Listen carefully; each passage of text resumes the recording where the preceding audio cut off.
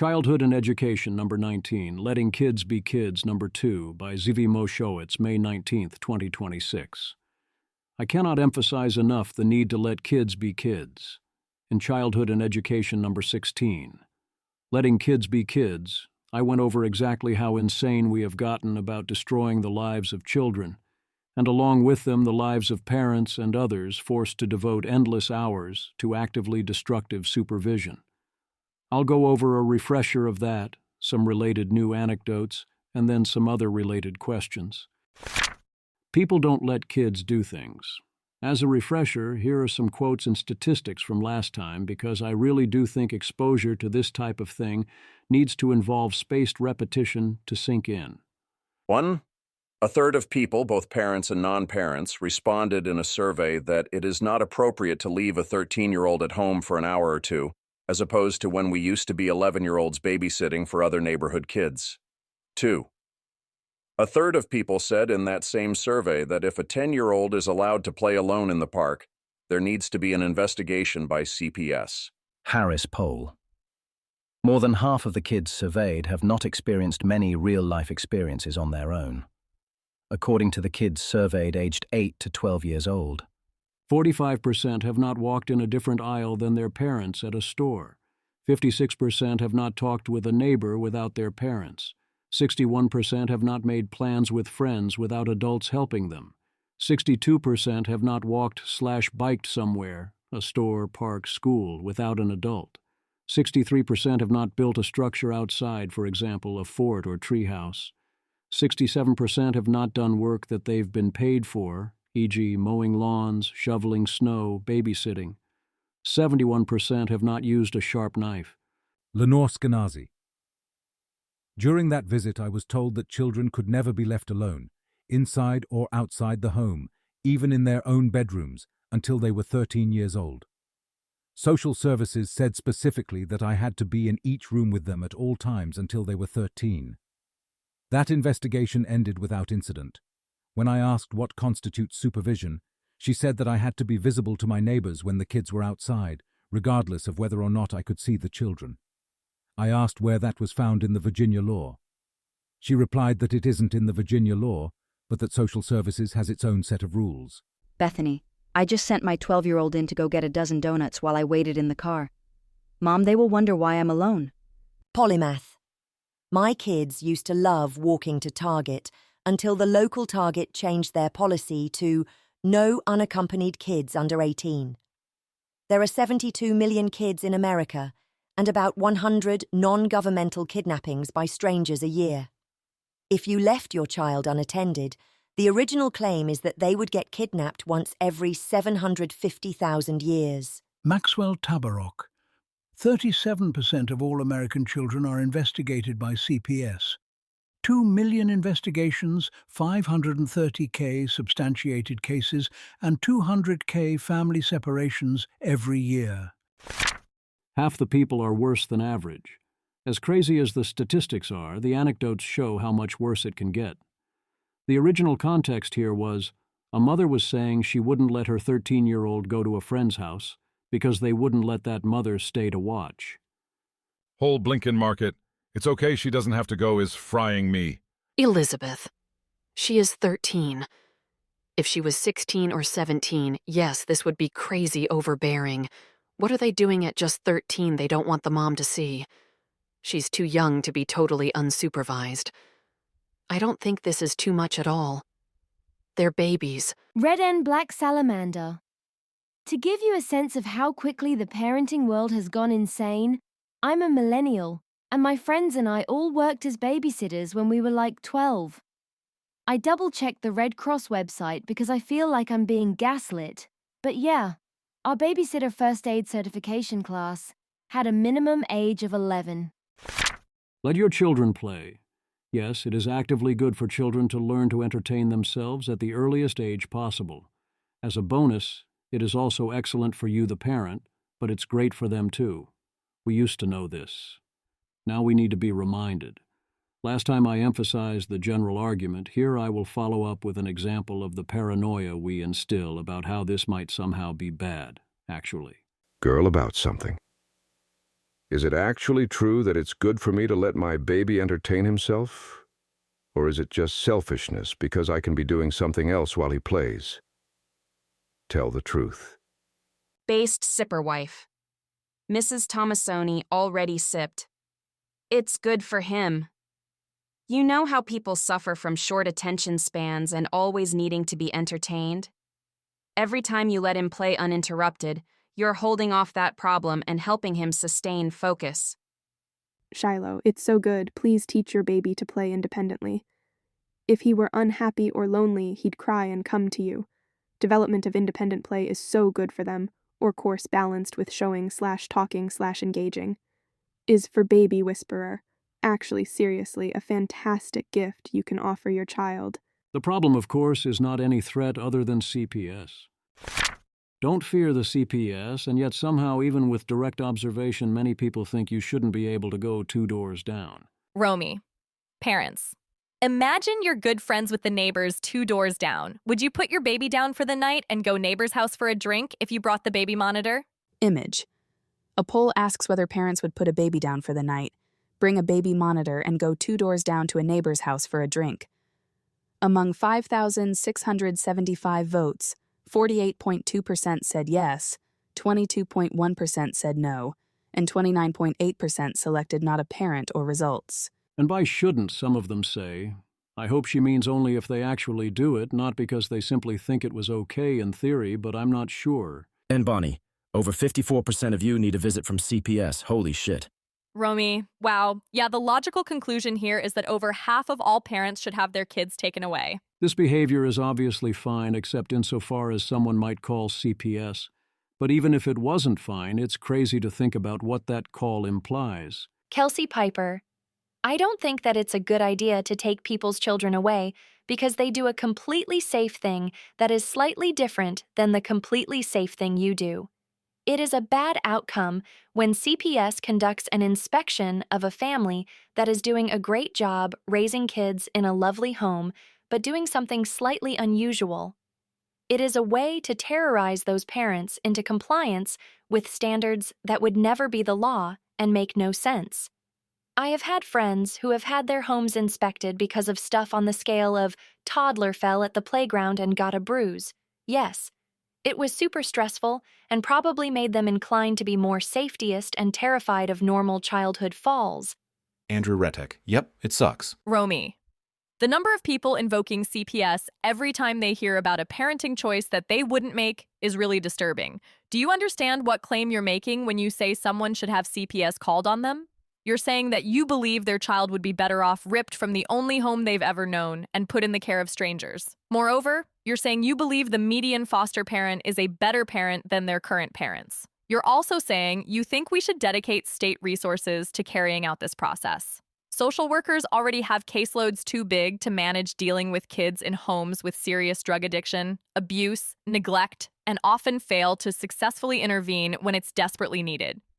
You want these same social workers to spend time taking kids away from parents who leave them in a locked and air-conditioned car for 2 minutes while they run into the store, or who watch them on the baby monitor while they catch up with the neighbors? Really? If you were in charge of society, this is what you'd do? Yup. In every case I've ever seen this raised for on Twitter, it would be infinitely worse than the home the kid is already in, even without accounting for the trauma of the kid being taken from their parents. Mason. We also don't actually want a society of traumatized and cowed parents. One function of CPS is to serve as a wake-up call for bad parents. But you do not want a huge percent of good parents making all of their parenting decisions under some abject terror that they may look negligent. One problem with allowing any idiot to use the state as their cudgel is that a lot of people lack the imagination to anticipate the immediate consequences of their actions for other people. Asking them to consider second-order effects is a total lost cause. This is why a lot of older story arcs involve a nosy neighbor character who comes to embody something like the banality of evil or malicious ignorance. There used to be very strong norms against even suggesting that you might report people to the state for minor infractions. Romy, the vast majority of babies ever born were raised by parents who would consider live video monitoring of a sleeping baby so excessive they'd be confused by the concept. Having a baby is hard in a bunch of ways, but a whole lot of parents are making it much harder than it needs to be. They're doing their best to shame everyone else into having a harder time than necessary, too. Freelance cultural critic. A mom I nannied for, approx 7 to 8 years ago now, said she went out of her way to find an audio-only monitor from the late 90s/early 2000s, and it was one of the only things that kept her sane. Daycare. There is wide variance in the substance and quality of daycare, and also daycare is often not like preschool.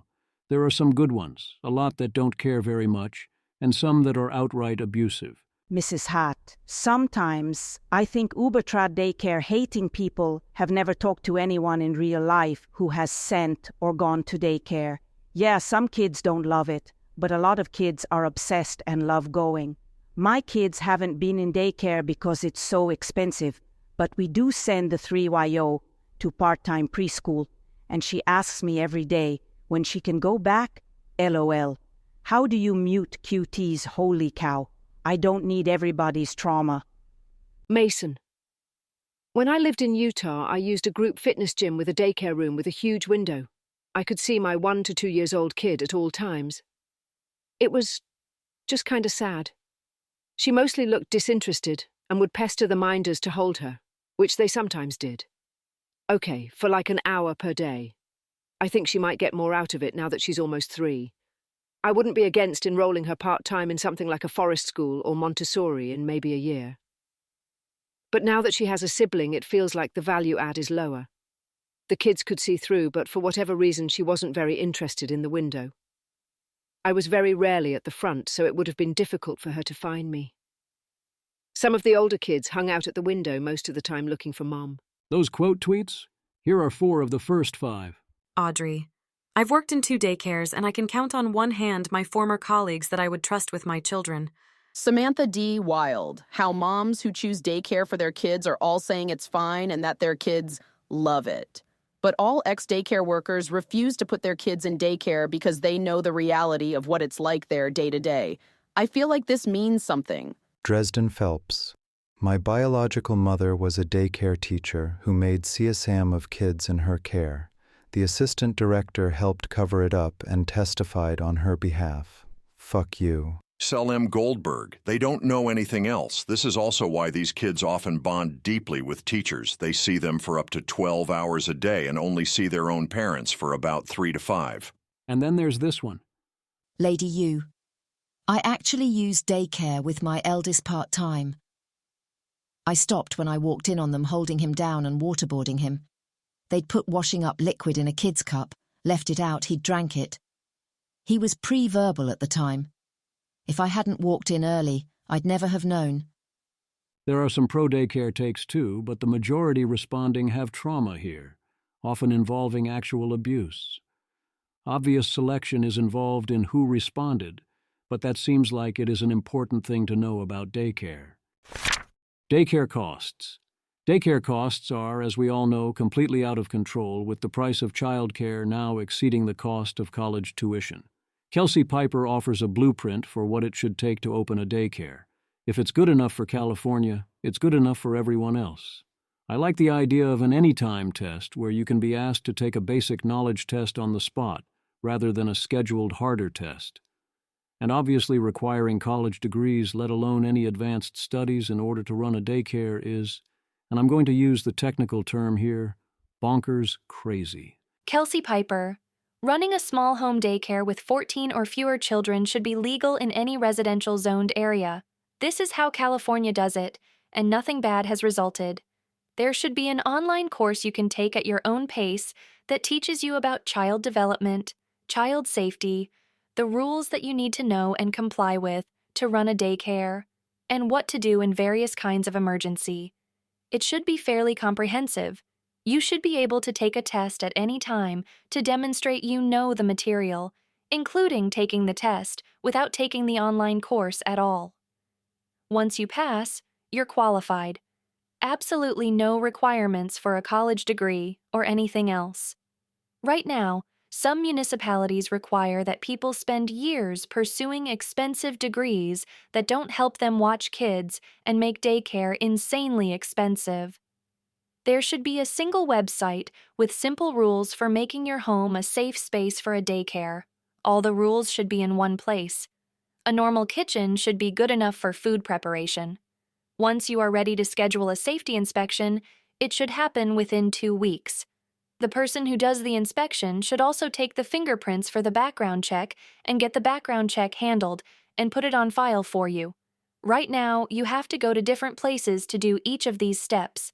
That's it. Now you can open your daycare. Inspectors should drop in unannounced every few months to ensure that the space remains safe and that the child-adult ratios required by law are observed. Kelsey's estimate is it requires a total of 20 hours a week for all admin related to her microschool, without breaking down how much of that is real versus regulatory issues. Lying. I am fully with Mason here. Either you should be a trustworthy oracle who never lies, I choose this route, or a trickster mentor who lies constantly. I've chosen trustworthy oracle even though trickster mentor is more fun. For my kids in particular, it's clear oracle is the only way. I'm not going around telling kids Santa is a lie, but seriously, what are you doing? Lady wife of Sir Husband. Okay, I'm sorry, but telling kids that Santa is real is a lie, actually. And I do think it's wrong, and I do think you shouldn't lie to your kids. And you can't actually say it's not because it is, and your excuses are just excuses. And I still love Christmas and always have. Person shrugging emoji. Okay, dropping answers to literally every rebuttal since y'all have all the same ones, then muting. 1. But I didn't mind that my parents lied to me. Complete non sequitur. Lying is still wrong. This post is not about your feelings. 2. Grow up. Lying is childish, actually. 3. Guess all fiction is evil then. If everyone is in on the game of pretend, pretend is lovely. I love fiction, love movies, even love movies about Santa. Just don't lie. Not that difficult. 4. Surprise parties? Yeah, I'm the childish one. Skill issue. Do it without lying. 5. But Santa is real, Herr Durr. Santa Claus, the modern fat man who delivers presents, is not real. He is not St. Nicholas. He is a myth. And no, he's not the spirit of Christmas or giving, you hippie lunatics.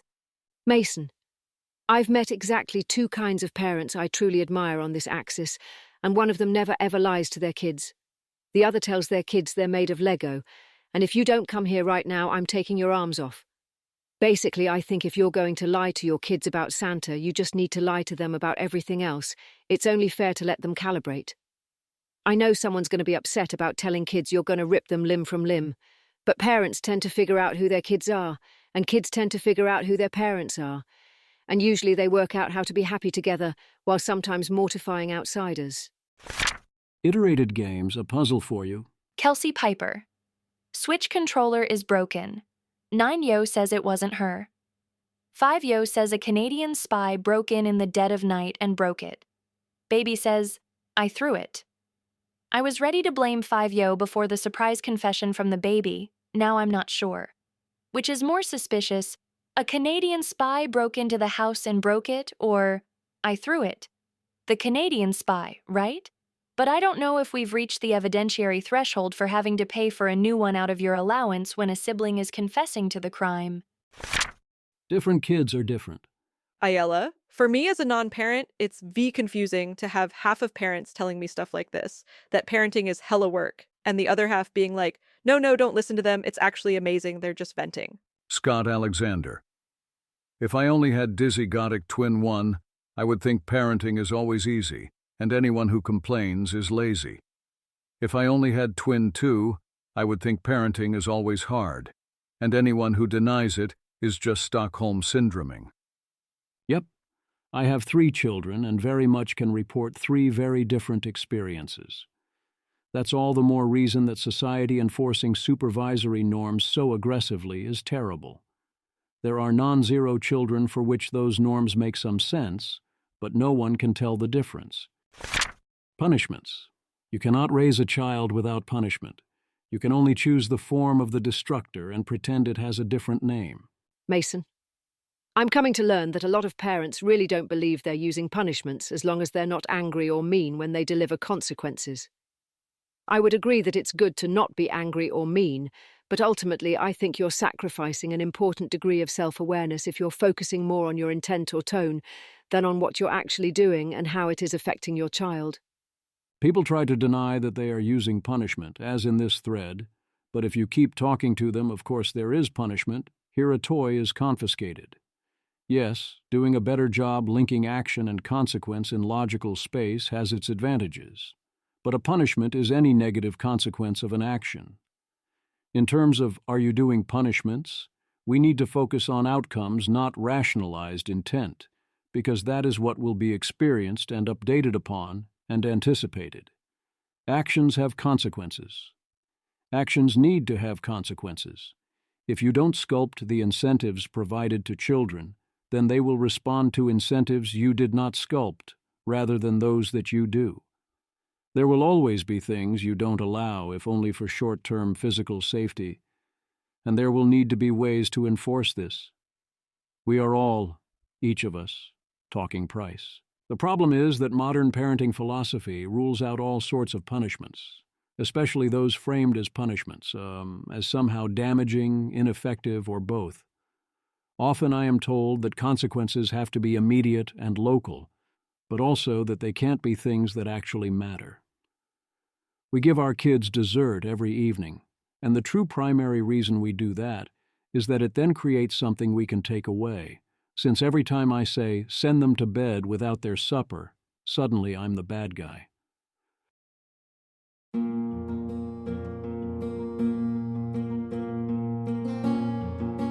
This has been an episode of the Don't Worry About the Vase podcast. If you enjoyed this podcast, please visit thezv.substack.com to support the author.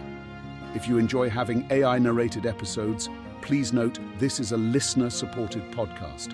To receive new posts and support the cost of creation, consider becoming a subscriber at dwatvpodcast.substack.com. Thanks for listening.